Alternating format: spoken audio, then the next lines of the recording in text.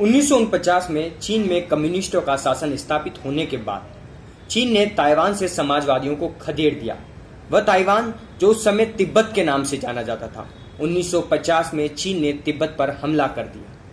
वह तिब्बत जो भारत और चीन के बीच का बफर स्टेट था, वह तिब्बत जो 1000 साल से भी ज्यादा लंबे वक्त से भारत का सांस्कृतिक, धार्मिक और ऐतिहासिक पड़ोसी था। मित्रों, इतने अहम तिब्बत पर जब चीन ने हमला कर दिया तब भारत क्या कर रहा था, ये सवाल उठता है। जब इस सवाल की खोज में हम इतिहास के गहरे गर्त में डूबते हैं तो कहीं अनकहे पहलू हमारे सामने आते हैं और उनको सुनने के बाद चौंकने की आवश्यकता नहीं है, क्योंकि यह पहलू हमसे छुपा के रखे गए हैं जिन पर बार बार कांग्रेस ने पर्दा डाला। फ्रांसीसी मूल के लेखक, पत्रकार और तिब्बती इतिहास के जानकार क्लाउडी अर्पे अपनी पुस्तक will Tibet ever find her soul again में लिखा है कि उस वक्त नेहरू का भारत तिब्बत में घुसी चीनी सेना को चावल सप्लाई कर रहा था।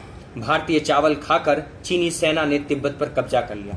मित्रों, कितनी शर्म की बात है। सोचने का विषय है कि हजारों साल से जिसके साथ हमारे सांस्कृतिक, धार्मिक संबंध थे उसको हम बचा नहीं पाए, अपने पड़ोसी को बचा नहीं पाए, और वो पड़ोसी आज चीन का गुलाम हो गया। और अगर एक दृष्टि से देखा जाए तो आज 20 सैनिकों की शहादत का अगर मैं किसी को गुनहगार मानूं तो वो तत्कालीन प्रधानमंत्री जवाहरलाल नेहरू थे, जिनका कम्युनिस्टों के प्रति प्रेम इस देश को ले डुबा।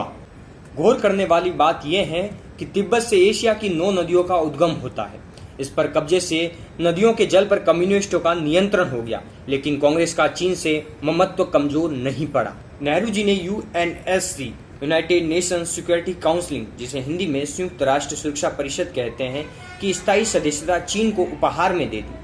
असल में 1953 में स्थायी सदस्यता की पेशकश भारत को हुई थी, लेकिन नेहरू ने इसे अस्वीकार करते हुए चीन को यूएनएससी की स्थायी सदस्यता की वकालत की थी। इससे नेहरू जी का कम्युनिस्टों और चीन के प्रति जो प्रेम है वो स्पष्ट रूप से झलकता है।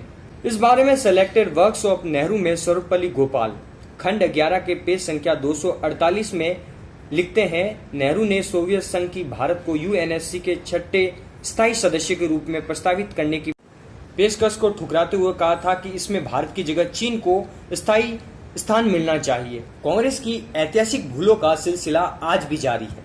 इसका क्या कारण हो सकता है?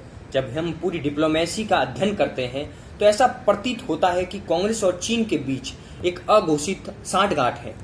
तुम सत्ता दोबारा हासिल करने में हमारी मदद करो और हम तुम्हें और बड़ा बाजार भुनाने का मौका देंगे। कुछ वैसा ही जिस तरह की डील मीर जाफर और अंग्रेजों के बीच हुई थी, वैसी डील कांग्रेस और चीन के बीच हो रखी थी। ये चीन के लिए भी फायदे का सौदा है, क्योंकि वह बखूबी जानता है कि लद्दाख में भारत के साथ परंपरागत युद्ध छिड़ने पर सप्लाई लाइन के हिसाब से भारतीय थल सेना और वायु सेना को उस पर बढ़त हासिल है।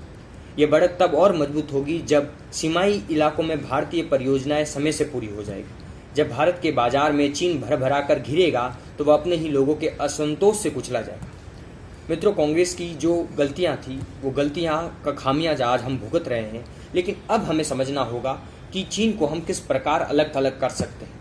इसके लिए स्थानीय स्तर पर हमें उसके द्वारा बॉयकॉट का अभियान भी चलाना होगा